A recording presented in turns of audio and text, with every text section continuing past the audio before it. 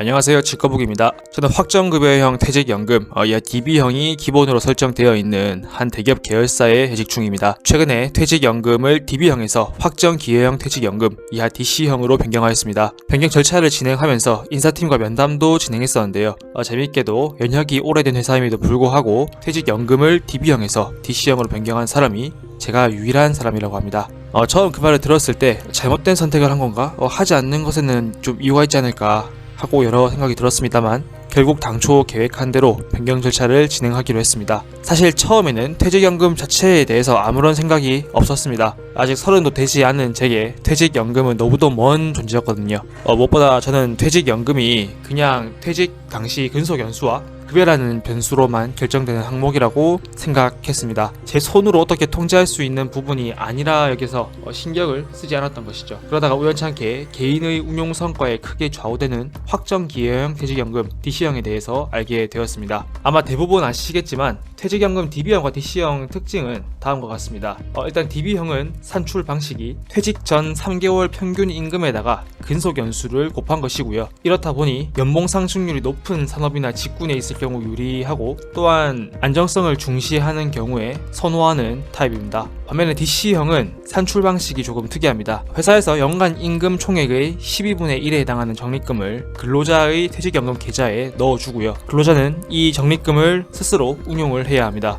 특징으로 근로자의 운용 성과에 따라서 퇴직연금이 훨씬 많아질 수도 아니면 원금도 보장되지 않을 수도 있고요. 변동성에 노출되기 쉬운 점에 유의해야 합니다. 제가 속한 회사는 산업 자체가 성장 한계에 봉착해서 연봉 상승률이 매우 낮은 곳입니다. 이에 망설임 없이 기존 DB형에서 DC형으로의 연금 전환을 결심했습니다. 연금을 전환하면서 마음에 걸리는 점이 두 가지 있었는데요. 첫 번째는 회사의 퇴직연금 운용사가 이 증권사가 아닌 삼성생명이라는 생명보험사여서 상품 선택지가 다소 좁다는 점이었고, 두 번째는 DC형 퇴직연금에서 이 주식 및 주식 혼합형 상품에 투자할 수 있는 최대 한도가 운용 금액의 70%까지라는 점이었습니다. 이 나머지 30%의 운용금은 강제로라도 주식이나 주식 혼합형 상품이 아닌 다른 곳에다가 투자해야 하는 것이죠. 사실 저는 지금까지 주식밖에 모르고 살아왔고 채권, 부동산, 원자재 등에는 문외한입니다. 그래서 어떻게든 자산 배분의 규칙을 어기지 않으면서 주식형 상품에 최대한의 운용금을 부을 수 있는 방법을 강구하였습니다.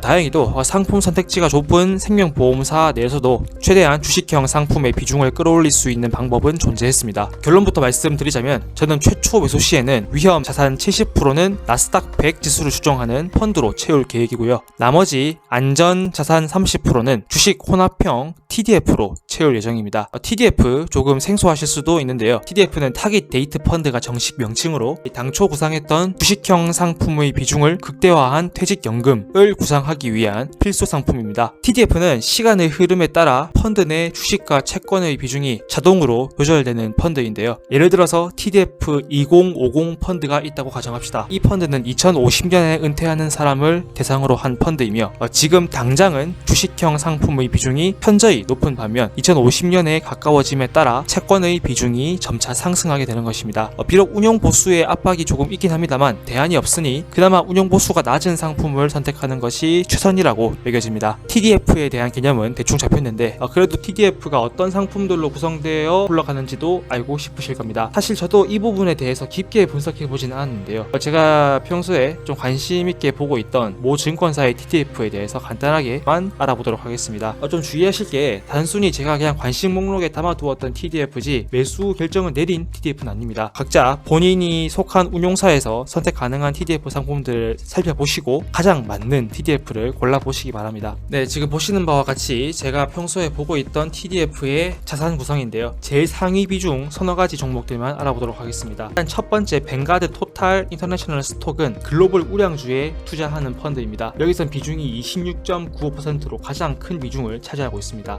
대만의 TSMC, 중국의 텐센트, 한국의 삼성전자, 네덜란드의 ASML 홀딩 등 여러 국가의 우량한 회사들로 구성되어 있습니다. 두 번째인 뱅가드 토탈 스톡 마켓 ETF는 흔히 VTI라는 티커로 불리우는 ETF로서 미국 내 모든 기업의 시가총액만큼의 비율로 투자하는 상품입니다. 미국 주식시장 전체에 투자한다고 생각하시면 편합니다. 세 번째인 뱅가드 글로벌 스톡 인덱스 이 상품은 미국과 유럽에 투자하는 상품입니다. 우리가 흔히 아는 애플, 마이크로소프트, 아마존, 구글, 존슨앤존슨, 테슬라, 엔비디아 등 여러 종목들로 구성되어 있습니다. 마지막 네 번째 KB스타 200은 코스피 200을 추종하는 상품입니다. 만약 본 TDF를 정상적으로 포트폴리오에 편입할 수 있다면 정말로 주식 투자 비율을 극대화한 퇴직연금 포트폴리오가 완성될 것입니다. 하지만 앞서 언급했듯이 저는 다른 TDF들도 살펴볼 예정인데요. 비교적 수익이 안정적이면서 총보수가 낮은 상품으로 최종 선택할 예정입니다. 네, 막연하게 저는 50세 은퇴를 꿈꾸고 있습니다. 그 순간이 되었을 때 과연 저는